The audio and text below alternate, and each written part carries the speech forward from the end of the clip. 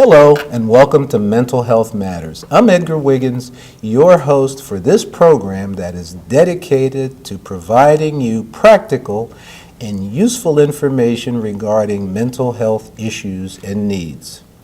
Estimates are that 1 in 5 families will have to cope with a mental illness. Here to help us understand how families are meeting this challenge and what one organization is doing to help families cope is Kathryn Farinholt, who is the Executive Director of the National Alliance on Mental Illness of Metropolitan Baltimore. Hello and welcome to Mental Health Matters, Kate. Glad to be here. First of all, let's get started by talking about what your organization does. What's the mission of NAMI, as it's known? What kind of activities are you involved in? Well, NAMI, National Alliance on Mental Illness, is actually a national organization. We are a local affiliate of this national organization that works to provide education and support for families dealing with mental illness, for the people with mental illness themselves, and for the community.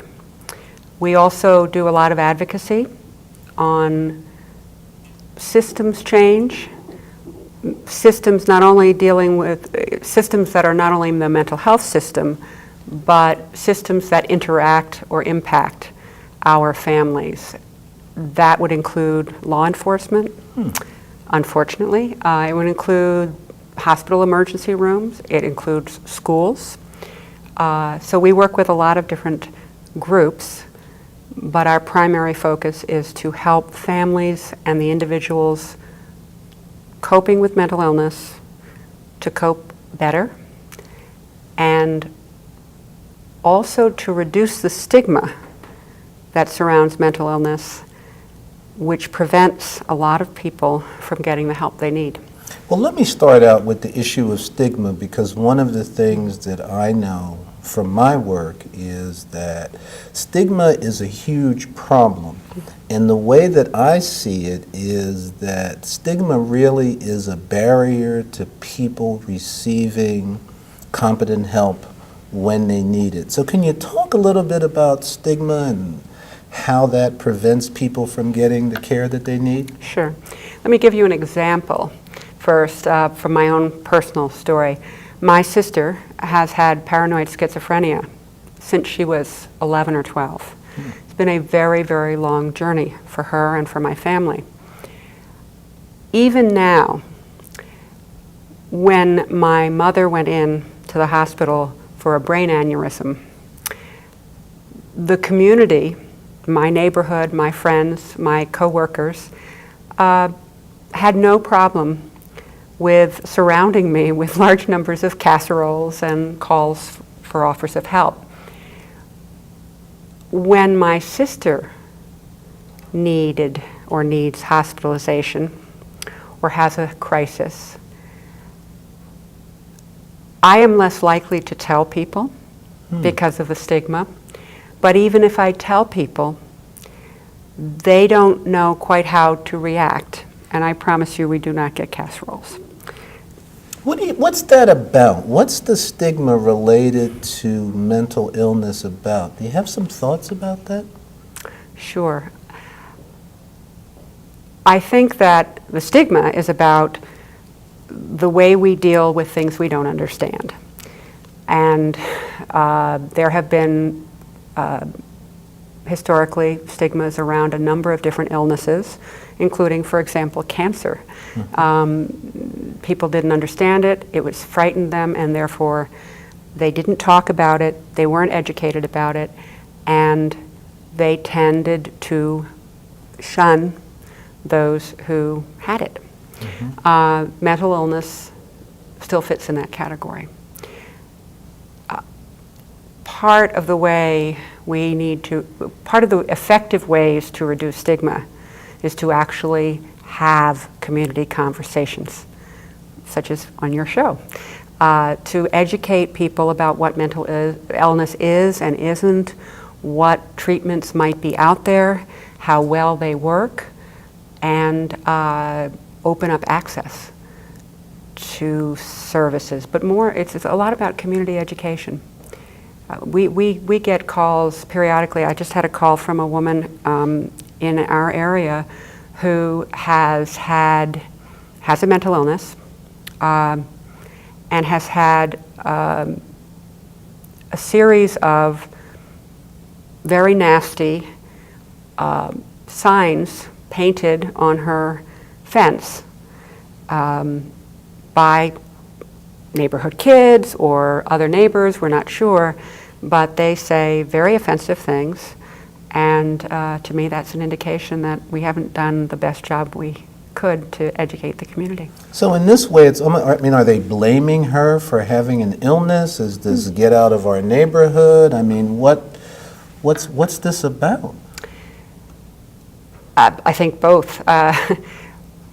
One of the things that we have not been able to fully achieve is to educate the community and families and individuals that mental illnesses are brain disorders and that they are biologically based, that there are treatments out there, but clearly that it is not the person who has the illness nor their family that is to blame for this happening. So in other words, what you're saying then is that these are illnesses, major mental illnesses are biologically based. They have really something to do with brain chemistry. One of the other things that we know is that there often is heredity is involved. There can be a genetic predisposition, but it's really not about the way that your mother raised you or some traumatic event that you experienced. That in populations, we recognize that a certain number of people are going to have these illnesses, in the same way that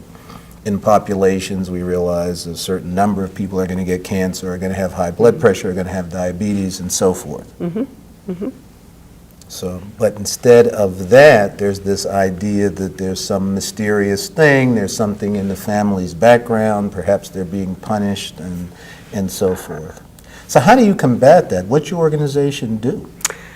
Well, we first and foremost provide peer education and support for families who are trying to cope with mental illness, as well as the individuals who are sometimes known as consumers who are coping with mental illness.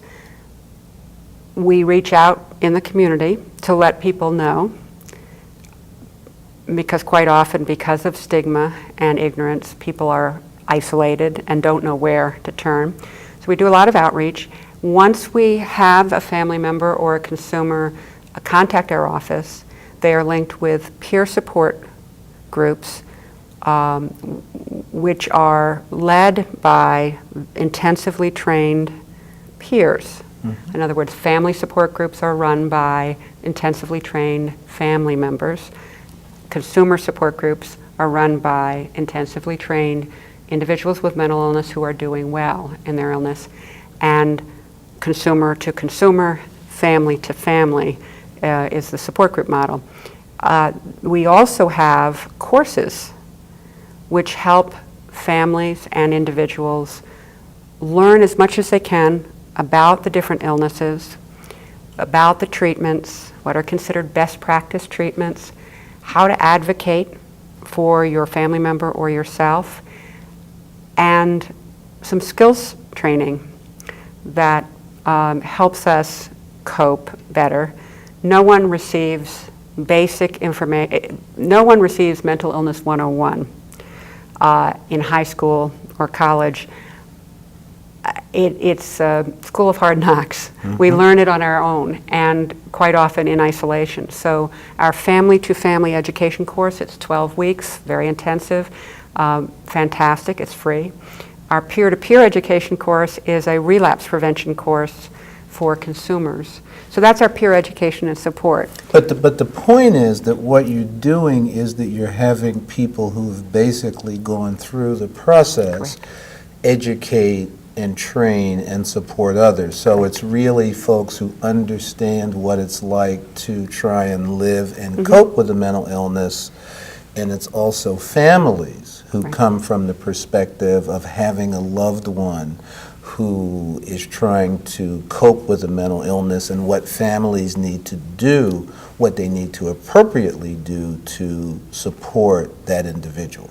And to also take care of themselves, because families often pour a huge amount of energy and emotional energy into trying to help their relative, some of which isn't going to make a difference, some of which can, and we help them to figure out what they can and cannot change and what they need to do for themselves to stay healthy. Because families have a tendency, don't have the statistics on me, but families tend to develop more physical illnesses and more depression and anxiety because they're trying to cope with these illnesses in their family with little support. Well, the thing that's pretty clear to me is that how frightening and overwhelming and upsetting it can be for families trying to cope with a mental illness. It's frightening. It causes a lot of family tension. And there isn't a whole lot of support out there. Or if there is support, we're not always willing to reach out for it because of stigma. So the family members are at all different places. They need different things based on the role in the family and what their emotional state is. And based on where they are, that determines what they need. So for example, my mother was the first one in my family who went looking for answers. Mm-hmm. She did all the research. She was grabbing at information every way she could and moved quickly into advocacy. I, on the other hand, as a typical sibling apparently, would jump in when there was a crisis with my sister. I would show up at home and I would try to solve the problem that my parents had been dealing with for quite a while.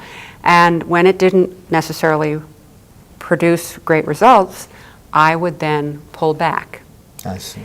And that's not unusual. And when I learned that it was not unusual and found out what information I needed, what kind of support I needed, and also stopped blaming myself for having a very normal reaction, I could then be more helpful to my sister.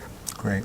I want you to hold that thought. We're going to come back to this point, but first we need to take a short break. We'll be right back. In our nation of plenty, 1 in 5 children faces hunger every day. America's Second Harvest feeds 23 million people every year. 9 million are children. Help feed a hungry child. Volunteer at a food bank or pantry. Organize a food drive at your school or place of work. Get your friends and co-workers involved. Visit secondharvest.org to find out how you can help. Together, we can end hunger in America.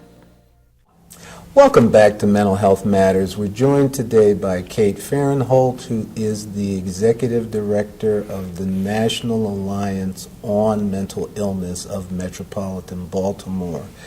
Before the break, Kate, you were talking about how your educational activities are really tailored for family members and consumers based on where they are in the process and what their specific needs might be. Can you say a little bit more about that?